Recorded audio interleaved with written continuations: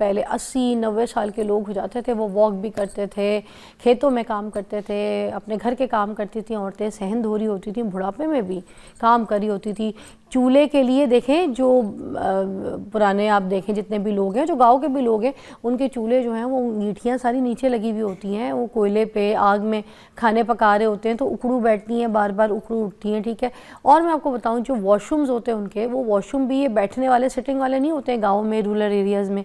वहाँ पे जो बुज़ुर्ग होते हैं वो नॉर्मली इसी वॉशरूम को यूज़ करते हैं जिसमें उकड़ू बैठा जाता है, उकड़ू के साथ खड़ा हो जाता है, तो उन लोगों को इश्यूज़ नहीं होते। तो सिर्फ ये शहरों में रहने वाले लोगों को इतने प्रॉब्लम्स और इतने इशू क्यों होते हैं, आज इस पर बात करेंगे। हमारे पास मौजूद है डॉक्टर अब्दुल बासित, किसी तारुफ के मोहताज नहीं है और ऑर्थोपैडिक सर्जन है, तो इसीलिए इनको मधु किया था कि आपको बता सकें। अस्सलाम वालेकुम। जी वालेकुम सलाम, thank you so much for inviting.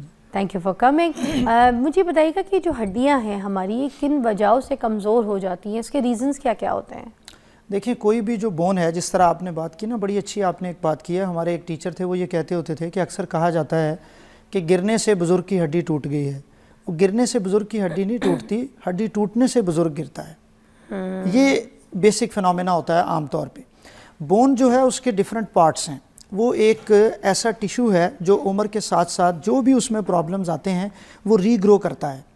30 साल की एज तक ये होता है कि जो भी हड्डी में प्रॉब्लम आता है, जो भी कमी आती है, जो उसमें डिग्रेडेशन आती है, वो दोबारा से रीग्रो कर जाती है। आफ्टर 35 जो उसका रीग्रो करने की जो सलाहियत है वो कम होती जाती है। उससे फिर बोन वीकनेस स्टार्ट हो जाती है, उसमें फिर हड्डियाँ कमज़ोर होना शुरू हो जाती हैं आम तौर पे लोगों की। इसकी बहुत सारी रीज़न्स होती हैं। मैं पहले थोड़ा सा ये बता दूं कि मेल फीमेल में ये डिफरेंट होता है। मर्दों में पूरी दुनिया में ये समझा जाता है कि हर 4 में से जो एक मर्द है 50-60 के बाद उसकी हड्डियाँ कमज़ोर होती हैं, जिसे हम ऑस्टियोपोरोसिस कहते हैं, वो उस मर्ज़ का शिकार हो जाता है। और ख़वातीन में से तो हर 2 में से एक खातून जो है, यानी 50% ऑफ द फीमेल्स वो इस बीमारी से सफ़र कर रही हैं आफ्टर 50-60 ईयर्स, जब उनकी एज बढ़ती है।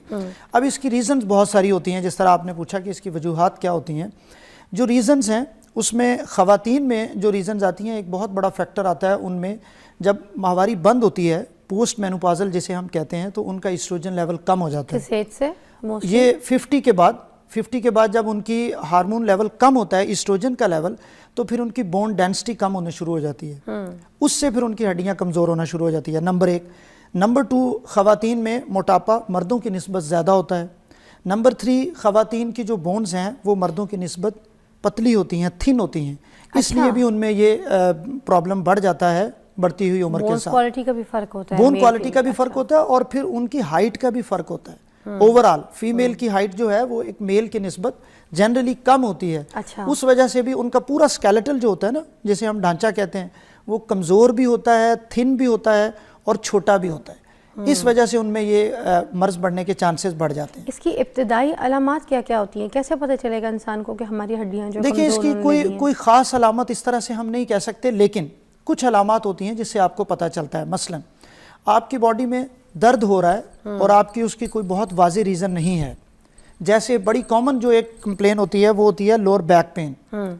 ओल्ड एज में, जैसे 50-60 से ज़्यादा जो बुज़ुर्ग हैं हमारे, उनकी कमर में दर्द है, और हम बहुत दफ़ा देखते हैं कि जब हम एक्सरे करवाते हैं तो वो जो मोरे हैं उनका स्ट्रक्चर ख़राब हो चुका होता है, या फिर वो मोरे, उसे हम कहते हैं कि फ्रैक्चर हो चुका होता है, उसका कंप्रेशन फ्रैक्चर हो चुका होता है, वो दब के ख़राब हो चुके होते हैं।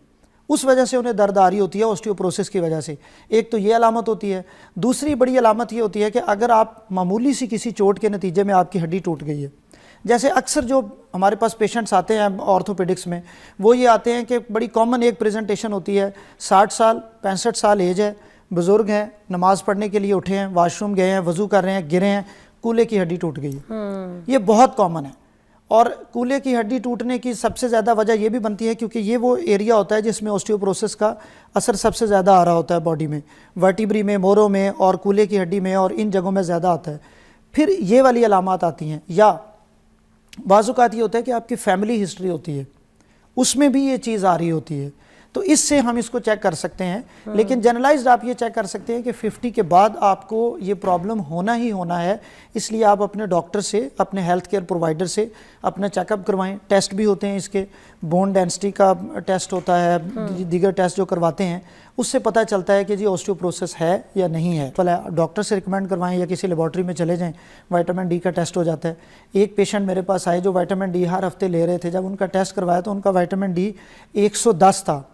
नॉर्मली जो है वो 30 से 100 तक होता है। तो ठीक है, इसकी वैल्यू तो फ्लश अब आउट वो ले रहे हैं ना, रूटीन में ले रहे हैं, उनको पता नहीं है, तो फिर इसलिए ये ज्यादा भी हो जाता है। तो ऐसे पेशेंट को फ्लश आउट करवाना पड़ता है? नहीं, बस उनका रोक दें आप थोड़ी देर के लिए, तो फिर थोड़े अरसे बाद वो मैनेज हो जाता है। ठीक हो जाता है। बहुत ज्यादा हो तो फिर तो टॉक्सिसिटी होती है ना। तो उस तरफ जाने से पहले ही कहने का मतलब ये है कि आपने अननेसेसरी ये नहीं लेनी। अच्छा, डी अगर बढ़ जाए तो भी खतरनाक होता है? यस, उससे भी बोन पेन और ये मसाइल स्टार्ट हो जाते हैं, उसकी टॉक्सिसिटी हो जाती है ना। हाँ। और इसलिए हम बहुत हमेशा ये कहते हैं कि इसका टेस्ट कभी ना कभी साल में एक दफ़ा, 2 साल में एक दफ़ा, या जब आप ये सोच रहे हैं कि आपने ये विटामिन्स लेने हैं तब। लेकिन विटामिन से ज़्यादा ज़रूरी ये है कि जब आप अपनी डाइट से ये चीज़ें ले सकते हैं।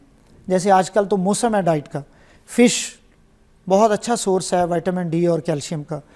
जूस, जो फ्रेश जूस हैं घर में, बहुत अच्छा सोर्स है। अंडा बहुत अच्छा सोर्स है।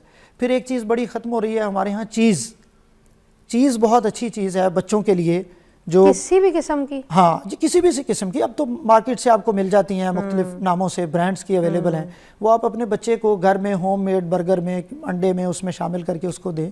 उसकी बोन्स के लिए बड़ी ज़रूरी है। फिर बड़ा आप कॉमन देखेंगे, अब ये जो हम बात करें, हम तो ऑस्टियोपोरोसिस की बात करें ना, लेकिन बच्चों में भी बोन पेन्स बहुत ज़्यादा हैं। सारा दिन बच्चे खेलते हैं स्कूल में, घर में, और शाम को जब सो रहे हैं तो उनको ये नी जॉइंट से नीचे ये जो काफ मसल्स होते हैं, जिसे हम ये पिंडली कहते हैं, ये वाला हिस्सा दर्द करने लग जाता है बच्चों का। वो ग्रोइंग एज पेन्स हैं बेसिकली। ये अलामत है कि उनमें कैल्शियम की कमी है। अच्छा, ये अलामत है कि आपके बच्चे में विटामिन डी ज़्यादा की कमी थक, हमें तो ये लगता है ना कि शायद ज़्यादा थक गए हैं। नहीं, वो थक गया है तो उसको दर्द क्यों हो रही है? हाँ, ज़्यादा थक जाने से उसको ज़्यादा दर्द नहीं होनी चाहिए ना। फिर उसको आप कैल्शियम दें, विटामिन डी दें, उसकी जो डाइट है उसमें अंडा शामिल करें, दूध शामिल करें, फल शामिल करें। ये चीज़ें बेसिकली जब उसकी डाइट में शामिल होंगी ना, इक्वल पोर्शन जो है, तो ही उसकी बोन्स और मसल्स और ये चीज़ें। प्लस क्योंकि ना मेरी बेटी को भी कल रात को मैं दबा रही थी, जहाँ पे आप इशारा कर रहे हैं, इसलिए मैं और फरा भी देख रहे थे ना, तो वो यही दर्द हो रहा था उसको। और ये बड़ा कॉमन है, खेलती बहुत है बच्चों के 7 साल, 8 साल, 10 साल जो एज है, 12-13 साल से पहले एज है, चूँकि बच्चों की फिजिकल एक्टिविटी बहुत ज़्यादा होती है। उस फिजिकल एक्टिविटी के बाद जब अगर वो कॉम्प्रोमाइज्ड हैं तो उनको बोन पेन स्टार्ट हो जाती है। ठीक है, तो ये माओ के लिए फिर बड़ा इंपॉर्टेंट मैसेज है कि देखें ये तो एक छोटा लेवल है ना। बड़ा क्या होता है कि बच्चों में यहाँ से हड्डियाँ बढ़ जाती हैं। छोटे बच्चे हैं, जैसे 1 साल 2 साल का बच्चा है, अगर उसमें कैल्शियम की कमी है तो आप देखेंगे कि उसमें ये यहाँ से हड्डी बढ़ी हुई होती है, माथा चौड़ा होता है बच्चों के मोस्टली, चेस्ट की हड्डी उसकी बढ़ना शुरू हो जाती है। गांव देहातों में तो हमारे पास ये बहुत सारे पेशेंट्स आते हैं। अच्छा। खवातीन जो इन चीज़ों का ख्याल नहीं रखती, माएँ या माँ बाप कहना चाहिए बल्कि, तो जो इन चीज़ों का ख्याल नहीं रखते, उनमें फिर बच्चों में ये वाली तब्दीलियाँ आना शुरू हो जाती हैं।